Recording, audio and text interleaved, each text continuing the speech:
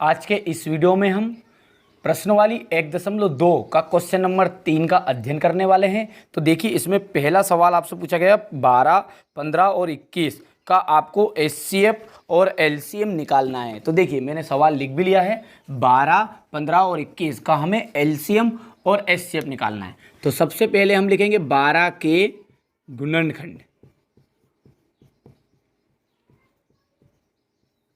उसी तरह लिख लेंगे 15 के गुणनखंड,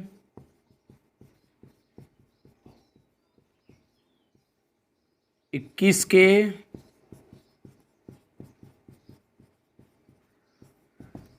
गुणनखंड। देखिए, गुणनखंड किसे कहते हैं, जैसे आपने पहले देखा भी होगा पिछली क्लासों में, 12 इस तरह से निकाल लेंगे और इसे छोटी से छोटी संख्या से भाग देते चलेंगे। तो 2 से दिया तो 2 छंगे 12, 2 तिया 6, 3। गुणनखंड क्या निकला, 2 गुणित 2 गुणित 3। और इसे हम एक रूप और लिख सकते हैं इसका कि 2 की घात 2 और 3। ठीक है, जितनी बार रहेगा उतनी घात चढ़ा देना। तो यहाँ पर लिख देंगे 2 की घात 2 गुणित 3। इसी तरह 15 के निकाल लीजिए, 3 पंजे 15, 3 और 5। 21 के 3 सत्ते 21, 3 गुणित 7। तो देखिए, ये आपका रफ कार्य है। ठीक है, आपको सिर्फ इतना ही एग्जाम पेपर में लिखना है। अब देखिए क्या बोला है उसने, एलसीएम और एचसीएफ निकालिए। तो एलसीएम निकालेंगे किसका, 12, 15 एवं 21 का एलसीएम। देखिए, एलसीएम को हिंदी में कहते हैं लघुत्तम समापवर्त। देखिए, मैं ट्रिक के द्वारा बता रहा हूं आपको, किसी भी संख्या का एलसीएम या एचसीएफ निकालने के लिए बोले तो आप किस तरह निकालेंगे। देखिए, एलसीएम यानी कि लघुत्तम समापवर्तक, ला से लघुत्तम और ला से ही लाओ सब, ये सारे के सारे जो है इन सभी को लाना है। फिर से सुनिए, ला से लघुत्तम और ला से लाओ सब, सभी को ले आओ और उनका गुना कर लो बस। अब सभी को लेके आएंगे तो देखिए 2 की घात 2 गुणित 3। पर ध्यान से देखिए, ऐसा नहीं है सभी को लाना है तो इसका मतलब है कि एक एक को चुन चुन कर लिखना है। लाना है, जैसे मान के चलिए 3 यहाँ पर भी है, 3 यहाँ पर भी, 3 यहाँ पर भी, फिर इन 3 में से एक को लाना है। अब किसको लाना है, जो बड़ा रहे। यहाँ पर तो 3 ही क्या है, एक जैसे। बड़ा का मतलब बोल रहा हूँ मैं कि इस तरह का रहे, 3 की घात 2 और यहाँ पर 3 है, तो कौन सा चुनेंगे, 3 की घात 2।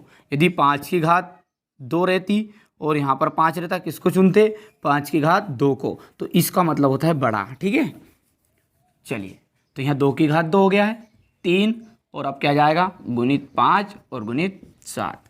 बस इनका आप क्या कर लीजिए, गुना कर लीजिए। देखिए 2 दूने तो हो जाएगा 4 और 4 तिया 12 और 7 पंजे 35। तो बस 35 और 12 का गुना कर लीजिए। तो 5 दूने 10, हासिल आया 1, 5 एक अन्ना 5, 5 ने 1 6, 3 दूने 6, 3 एक अन्ना 3, 6 6 12 और 3 ने के 4, 420। यहाँ पर 420 क्या निकल कर आया है आपका, एलसीएम। तो देखिए, किसी भी संख्या का एलसीएम निकालने के लिए बोले बहुत ही आसान है। फिर से समझिए, इस तरह का जो सवाल रहेगा, एक एग्जांपल यहाँ पर मैं दे रहा हूँ। देखिए 2 की घात 2, 3 की घात 3, नीचे है 2 गुणित 3 की घात 5, और इसी का तरह एक और मान लीजिए यहाँ पर है 2 गुणित 5 की घात 2।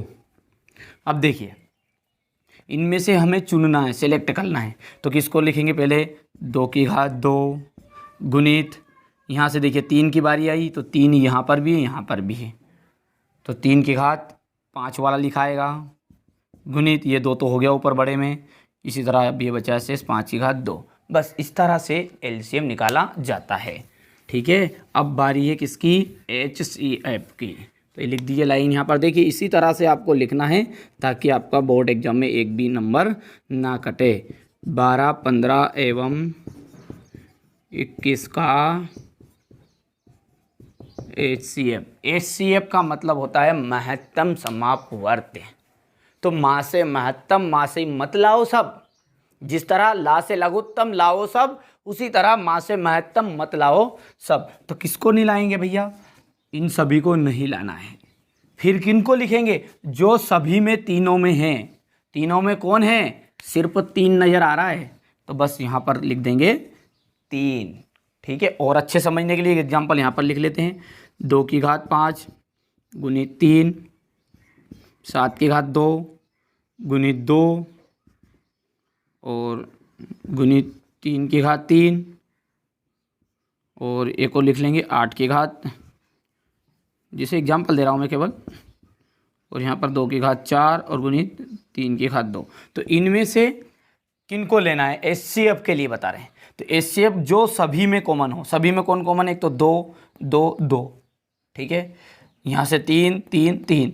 अब 3 3 है तो कौन सा चुनना है, तो ध्यान देना, एलसीएम में यदि सभी में से सेलेक्ट करना रहेगा तो एलसीएम में हम सबसे बड़ा लिखेंगे, ज्यादा से ज्यादा वाला। अब एचसीएफ में लिखेंगे कम से कम वाला। तो यहाँ पर देखिए 2 की घात 5 है, यहाँ 2 है, यहाँ 4, 2 की घात 4, तो कौन सा लिखाएगा, 2। इसी तरह 3 3 की घात 3 3 की घात 2, तो यहाँ से आ जाएगा 3। तो एचसीएफ क्या निकला, इसका निकल कर 6। पर अभी यहाँ पर हमारी संख्याओं का एचसीएफ क्या निकल रहा है, क्योंकि 3 तीनों में है तो सिर्फ 3। तो भैया यहाँ से एलसीएम तो आया आपका 420 और एचसीएफ आया है 3। यहाँ पर आंसर लिख दीजिएगा। तो बढ़िया से अब इसका स्क्रीनशॉट ले लीजिए। ठीक है, चलते हैं इसका दूसरे क्वेश्चन की तरफ। 17 23 और 29 का एलसीएम और एचसीएफ हमें निकालना है। तो इसी तरह से हम इनके भी गुणनखंड निकाल लेंगे। देखिए 17 का सिर्फ 17 ही आएगा, इसी तरह 23 का 23 ही आएगा और 29 का भी 29 ही आएगा। यानी कि ये ऐसे अभाज्य संख्याएं हैं कि जिनका स्वयं में ही भाग जाता है। देखिए ठीक है, तो इनके गुणनखंड भी क्या आएंगे, 17 का 17 23 और क्या है एक 29। ठीक है, चलिए अब हम निकालेंगे इनका एलसीएम। तो यहाँ लाइन लिख देंगे 17 23 एवं 29 का एलसीएम। ठीक है, एलसीएम का मतलब बताइए, लघुत्तम समापवर्तीय, और ला से लघुत्तम और ला से ही लाओ सब। तो लाएंगे सब, यानी कि 17 गुणित 19 गुणित 23। ठीक है, और यदि हम इनका गुना करेंगे तो ये आएगा 11,339। टाइम बचाने के लिए मैंने पहले ही गुना करके रखा था, 11,339। तो ये तो आ गया आपका एलसीएम। अब रही बात एचसीएफ की, तो एचसीएफ भी बहुत आसान, लिख दो लाइन भैया, 17 23 एवं 29 का एचसीएफ। एचसीएफ का मतलब क्या है, महत्तम समापवर्ती। मत लाओ सब, फिर किनको लाओ, जो सभी में हो। तो यहाँ पर देखिए, यहाँ पर तो 17 इसमें भी नहीं है, इसमें भी नहीं, यानी कि तीनों में कोई भी चीज़ कॉमन नहीं है। तो जहाँ कोई भी चीज़ कॉमन नहीं है वहाँ पर यदि मैं कहूँ कि इसमें इंटू 1 करूँ, इंटू 1 करूँ, इंटू 1 करूँ, तो क्या अंतर आएगा, कुछ अंतर नहीं आएगा। तो इसलिए जहाँ पर कुछ कॉमन नहीं वहाँ पर 1, तो इसलिए इसका एचसीएफ निकलेगा 1, 0 नहीं। ठीक है, तो इसका एचसीएफ हो गया 1। तो इस तरह से आपको बोर्ड की जो कॉपी में लिखना रहे तो इस तरह से लिखिएगा, सही तरीके से लिखिएगा। देखिए आप अच्छे से अंक प्राप्त करें, यही इस चैनल का मुख्य उद्देश्य है। और इसके लिए सबसे पहले आपको लिखने का तरीका सुधारना पड़ेगा। देखिए बहुत सारे बच्चों को आपने देखा होगा कि वहाँ कहता है कि मैं 90 नंबर का करके आया हूँ, कई कहते हैं कि मैंने बिल्कुल 2 नंबर के छूटे मेरे, 98 नंबर का सही करके आया हूँ। फिर रिजल्ट खुलता जब पता चलता है कि उसको तो 34 नंबर आए हैं, 40 नंबर आए। और कुछ बच्चे ऐसे होते हैं कि जो सिर्फ 70 नंबर के करके आते हैं और 70 ही नंबर पूरे आते हैं। तो उनकी जो लिखने का तरीका होता है वहाँ बिल्कुल सही होता है। तो इस चैनल पर आपको नोट्स भी उपलब्ध कराए जाएंगे, जो भी ऑल सब्जेक्ट पढ़ाया जाता है इस चैनल पर। तो देखिए आपको मैथ्स से ही पढ़ाया जाएगा 9th और 10th का, और यदि आप साइंस, सामाजिक विज्ञान और इसके बाद में हिंदी, संस्कृत, ठीक है, इन सभी सब्जेक्टों को पढ़ना चाहते हैं तो एनसीईआरटी कोचिंग नाम से हमारा एक दूसरा चैनल है, उस पर जाकर आप उन सब्जेक्टों को पढ़ सकते हैं। ठीक है, बढ़िया ही बेसिक तरीके से आपको अच्छे से समझाया जा रहा है, नोट्स सहित उपलब्ध कराया जा रहा है। और गणित में ये 100% गारंटी है कि आपका एक अंक भी नहीं कटेगा, सिर्फ मैं बताऊँ उतने ही तरीके से और टेक्निक से करते चलिए। ठीक है, तो स्क्रीनशॉट ले लीजिए। चलिए इसके बाद इसका तीसरा सवाल भी देख लेते हैं।